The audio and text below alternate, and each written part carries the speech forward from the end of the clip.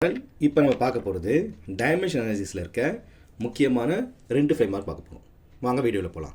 First question கொடுத்துருக்காங்க, convert 76 centimetre of mercury pressure into newton per metre மாற்ற சொல்கிறாங்க. So சிஜிஎஸ்லேருந்து எஸ்ஐக்கு convert பண்ண சொல்கிறாங்க. ஓகேவா? ஸோ நம்ம என்ன பண்ண போகிறோம், எஸ்ஐக்கு மாற்ற போகிறோம். ஸோ என்னெல்லாம் கொடுத்துருக்காங்க, ஃபர்ஸ்ட்டுங்க சென்டிமீட்டர், அப்புறம் கிராமு, செகண்ட்ஸு. ஸோ ஃபஸ்ட்டு மாசுன்றது எனக்கு இதில் 1 கிராம், எஸ்ஐயில் மாசுன்றது எனக்கு 1 கிலோகிராம். சொல்ல புரிஞ்சுங்களா? நெக்ஸ்ட்டு மாசு, அப்புறம் லென்த்துன்றது இல்லை எனக்கு 1 சென்டிமீட்டர், இல்லை லென்த்துன்றது எனக்கு 1 மீட்டர். அப்புறம் டைமுன்றது இல்லை 1 செகண்ட். எஸ்ஐ சிஸ்டம்லேயும் டைமு 1 செகண்ட் தான் சொல்லுவோம். ஸோ பிரச்சனை கிடையாது. அடுத்து இதில் நான் ப்ரெஷர், P1ஓட ப்ரெஷர் என்ன கொடுத்துருக்கான், 76 இன்ட்டு 13.6 இன்ட்டு 980 9 சென்டிமீட்டர் மைனஸ் 2 கொடுத்துருக்கான். நம்ம P2 கண்டுபிடிக்கணும். ஓகேவா? ஸோ கண்டுபிடிக்க வேண்டியது லெஃப்ட் ஹேண்ட் சைடில் வச்சுக்கோங்க. P2 into M2 into L2 into T2.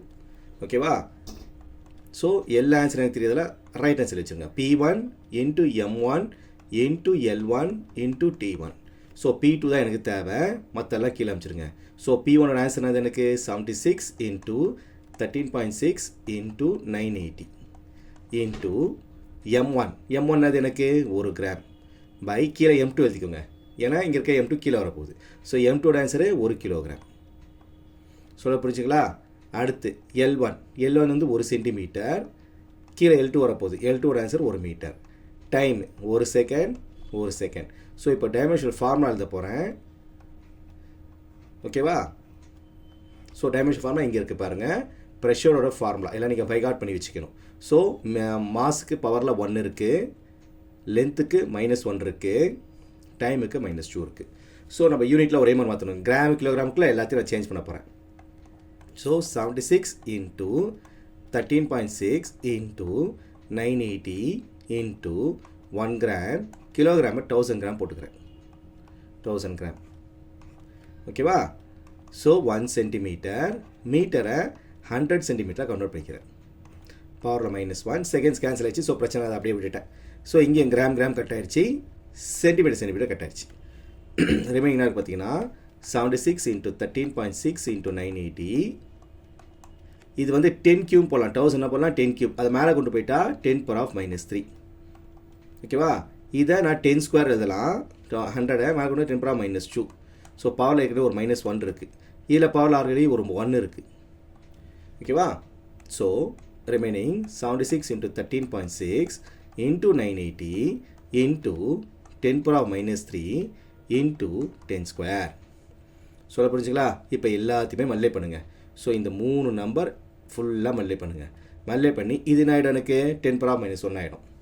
சரியா? மல்லே பண்ணிட்டு பாயிண்ட் வைங்க. இதோட ஃபைனல் ஆன்சர் என்ன வரும்னா 1.01 into 10⁵ newton per metre square. இதான் அதோட ஃபைனல் ஆன்சர். ஸோ இதை நீங்கள் பைகாட் பண்ணாலும் சரி, இல்லை மல்லே பண்ணி நீங்கள் சயின்டிஃபிக் நோட்டேஷன் கொண்டு வந்தாலும் சரி. சயின்டிஃபிக் நோட்டேஷன் தெரியல உங்களுக்கு, ஃபர்ஸ்ட் நம்பரில் பாயிண்ட் வரணும். ஓகேவா? ஸோ இது very very very important sum. இதே மாதிரி அடுத்த சம் சொல்லித்தரேன் பாருங்கள். இங்கேயும் கொடுத்துருக்காங்க பாருங்கள்.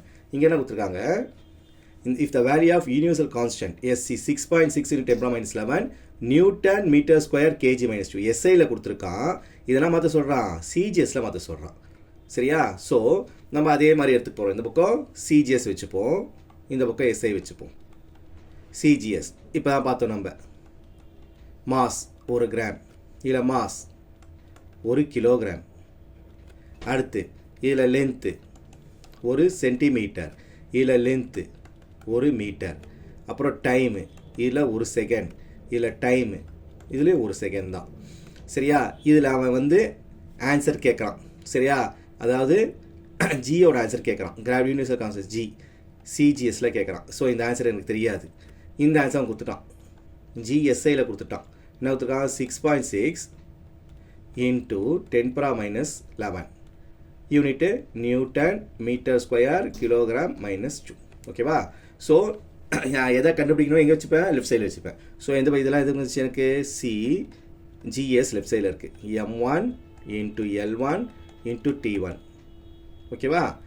ஸோ இந்த பக்கம் என்ன இருக்குது எனக்கு சிஎஸ்ஐ அதோட answer 6.6 into 10⁻−11 into M2 into L2 into T2. So இந்த சிஜிஎஸ் மட்டும் தான் இங்கே இருக்கும், மற்றெல்லாம் கொண்டு போயிட போகிறேன். 6.6 இன்ட்டு 10⁻−11 இன்ட்டு M2 கீழே M1 இன்ட்டு L2 கீழே L1 இன்ட்டு T2 கீழே T1.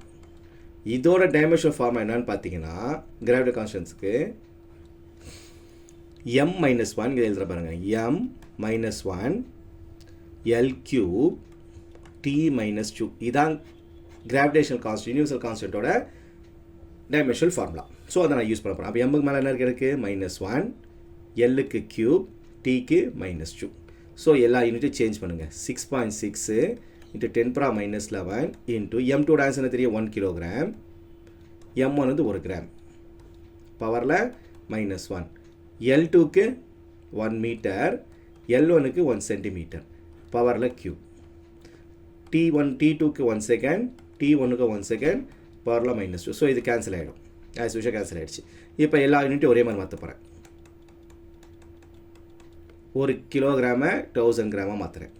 By 1 gram into -1. 1 மீட்டரை 100 சென்டிமீட்டராக கன்வெர்ட் பண்ணுறேன். டிவைட் பை 1 சென்டிமீட்டர், பவரில் கியூப். நம்ம செகண்ட்ஸு கட் ஆகிடுச்சு, சென்டிமீட்டர் கட் ஆகிடுச்சு, கிராமு கட் ஆகிடுச்சு. இப்போ 1000 என்ன பண்ணலாம், 10 கியூப் பண்ணலாமா?